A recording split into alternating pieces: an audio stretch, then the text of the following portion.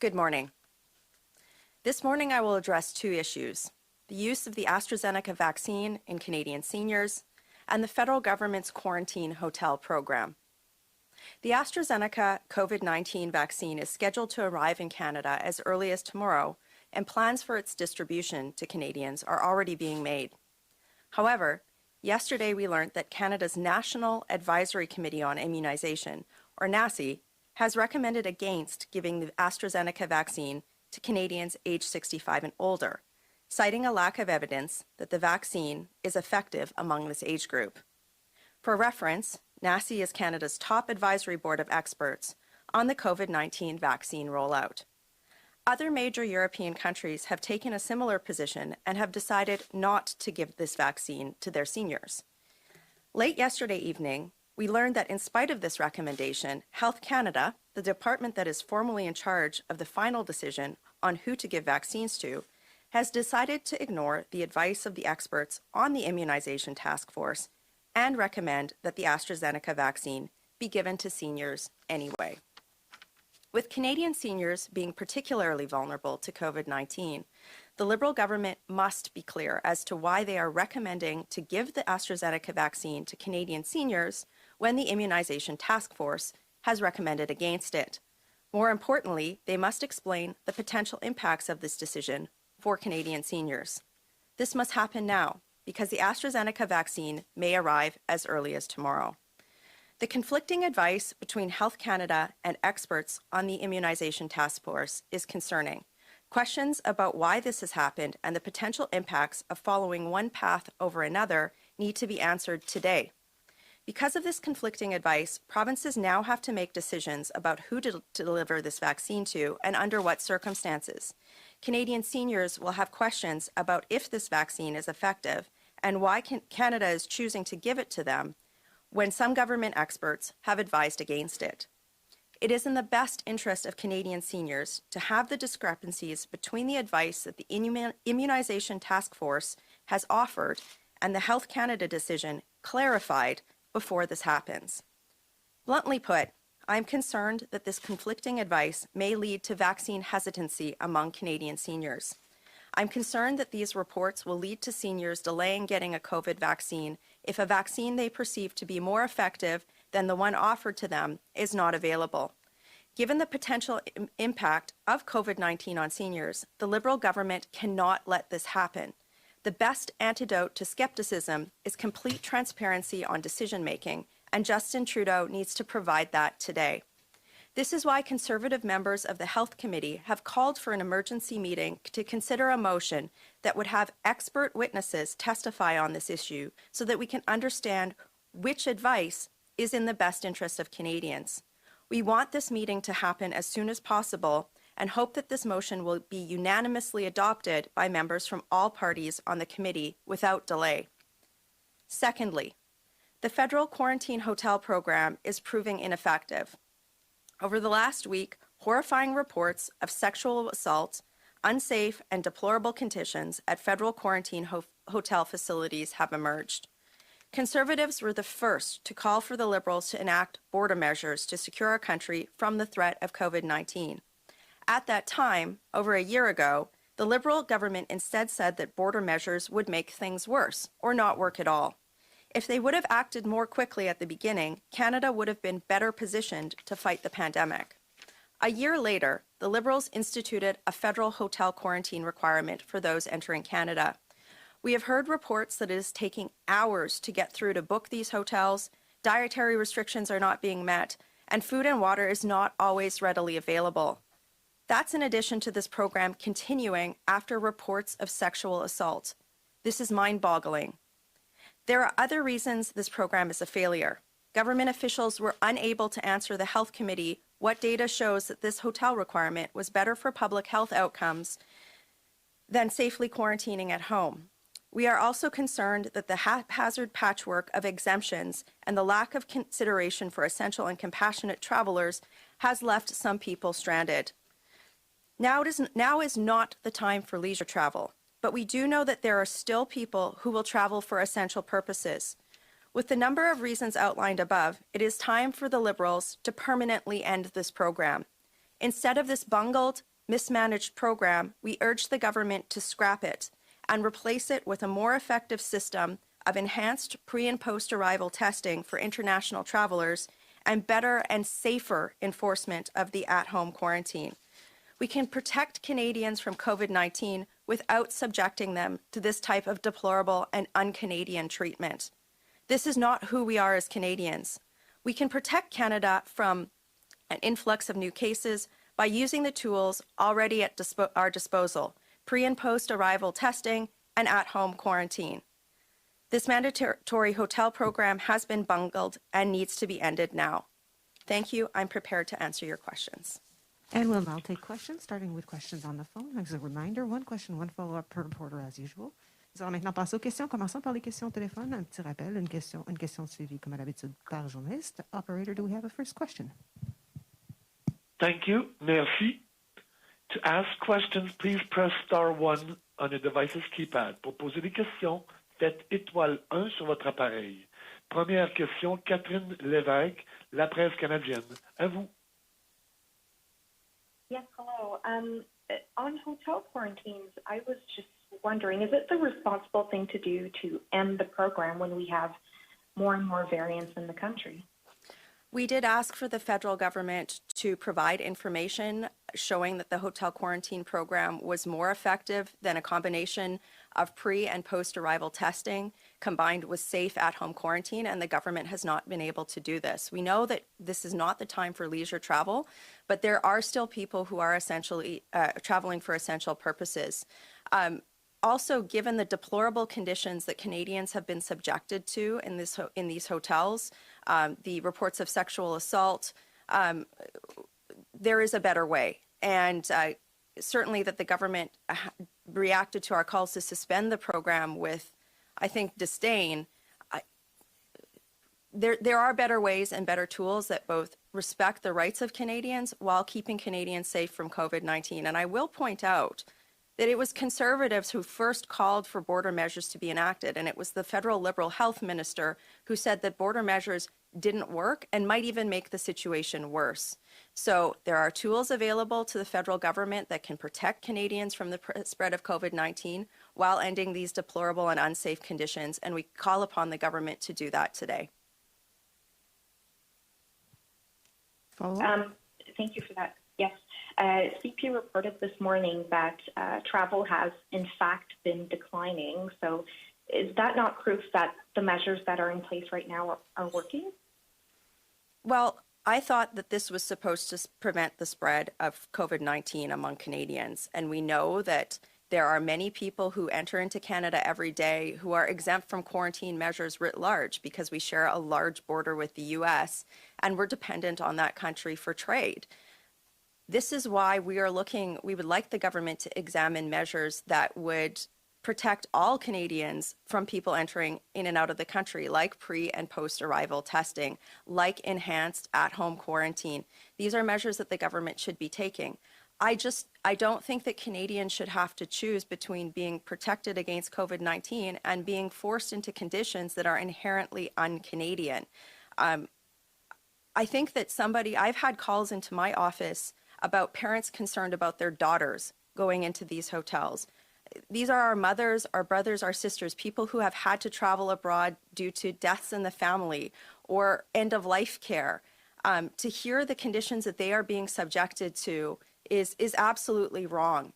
And I think that, again, to reemphasize, now is not the time for leisure travel. People should not be traveling for leisure purposes. But people who are being subjected to these circumstances now, they also need to be defended, and the government is not doing that. Next question. Thank you. Merci. Next question, Andrew Lawton, True North, line open. Good morning, Michelle.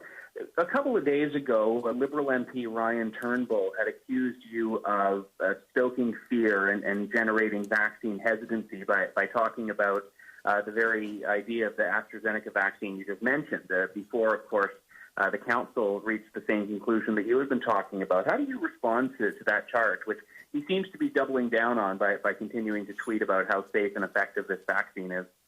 Well, the Conservative Party of Canada will continue to press the government to undertake fact-based, science-based approaches to approving medical products for Canadians. I think it's unfortunate that, liberal backbenchers are engaging in this type of behavior when so much is at stake for Canadians, but I suppose he'll have to answer to his constituents for that. On the hotel quarantine program, is your position that the execution has been the problem, or do you think that this was just fundamentally a bad idea from the start with no real health benefit to the idea of it?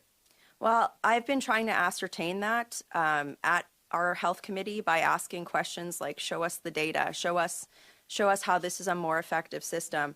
But we know people are just walking right out of the airport. We know that there are problems with getting people to these facilities. We know that there's problems with getting food at these facilities. We know that people are having a problem getting into these facilities. Reports of sexual assault. It's just, the federal Liberal health minister, when I asked her a question about this exact question last week, she said, women have a right to be free of sexual violence, but there's no but in that scenario. And the federal government has a duty of care to people in these facilities. They have not been able to show that they are able to execute that. And we also know that we have tools like pre- and post-arrival testing and at-home quarantine that can be used to protect Canadians from the spread of the variant. So certainly I think that we should be looking at undertaking those measures. And I just think it's shameful that the federal government is continuing to subject Canadian citizens to this type of treatment under their care. Operator, next question. Thank you. Merci. Prochaine question.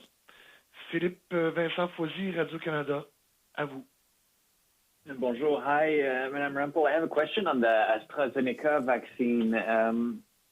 France yesterday said, okay, for the 65 years old and older for the vaccine. And Health Canada said that even though there's not enough information on clinical trials, there's enough information on real life where the vaccine was deployed. I get the confusion, but do you think that, how should these vaccines be used in the public for the next weeks? Well, that's not a question that the media should be answering or that politicians should be answering. That's a question that experts should be answering. And the situation that we have right now in Canada is that we have a group of highly qualified experts who have been retained by the federal government to inform decisions on the use of vaccines in Canada, saying that the AstraZeneca vaccine should not be used in seniors over the age of 65, citing efficacy concerns. The fact that our regulator, the federal government, Health Canada, has said that it should, has provided a discrepancy that these two bodies need to rectify and answer to both the media, to Canadians, and to legislators in order to make that determination. The lack of clarity right now is problematic, and this is why Conservatives have called for an emergency meeting of the Health Committee to get these experts in front of committee and provide better information for Canadians. But at the same time, if Health Canada chose not to recommend it for the 65 years and older, isn't it the in a certain way the final call, or like they've looked at everything and they're saying, look, we looked at everything and we still believe that we should inject it to the 65 and older? Like, well, are you concerned about the credibility of Health Canada? I'm just trying to understand what's the issue here. Is it that there's a lack of credibility in Health Canada, or there's a lack of credibility in the health or the committee for the vaccination? I'm trying to understand the point here. The federal government convened a panel of experts, highly qualified scientists, on something called the Immunization Task Force. And they gave that task force a mandate to look at decisions like this, to provide advice to the federal government on use, on guidelines, on who to distribute vaccines to and under what circumstances. That panel that the government put together has said, do not use the AstraZeneca vaccine in persons over age 65 because of efficacy concerns. Health Canada has said otherwise. We need to get to the bottom of why this discrepancy has occurred and what is the choice that's in the better public health interest. The federal government has chosen one path. The advisory committee has said we should take a different path. Given the level of vulnerability that Canadian citizens, seniors have to COVID-19, it is incumbent upon the federal government to provide clarity on this discrepancy, especially given that the AstraZeneca vaccine is scheduled to roll out as early as tomorrow. This is why, again, my job is to get to the bottom of this. It's to get information. This is why we're calling these experts to our committee. Hopefully the motion will pass unanimously at the Health Committee to understand why this discrepancy has occurred and to answer that very question that you asked. And we'll now take a question from the room. On.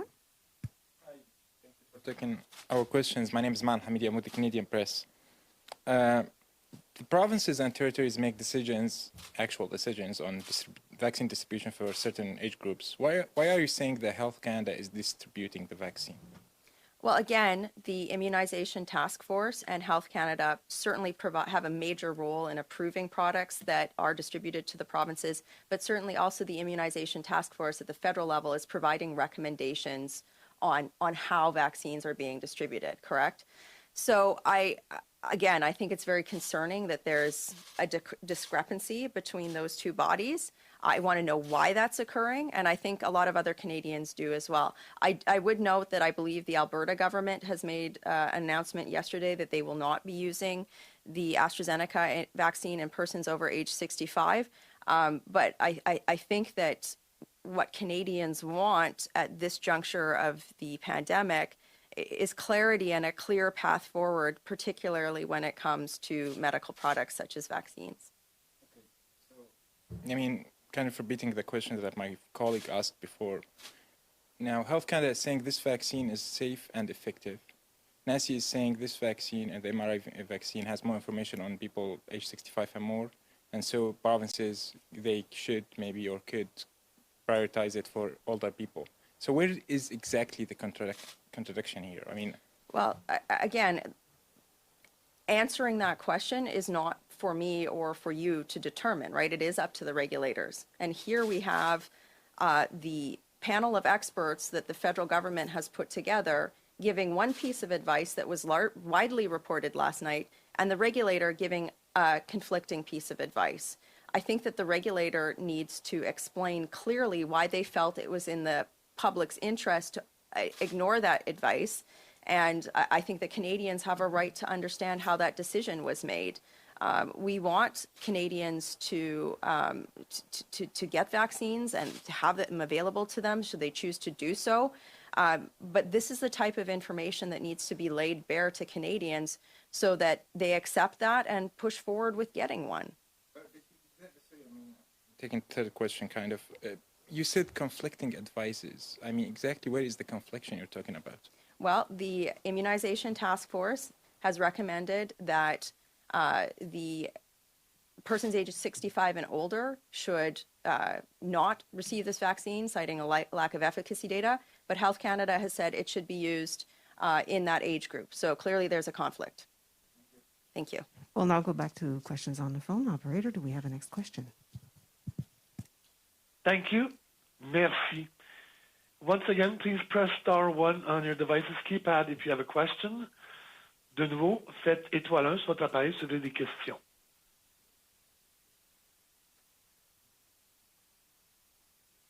There are no further questions. Il n'y a plus de questions sur ce moment-ci.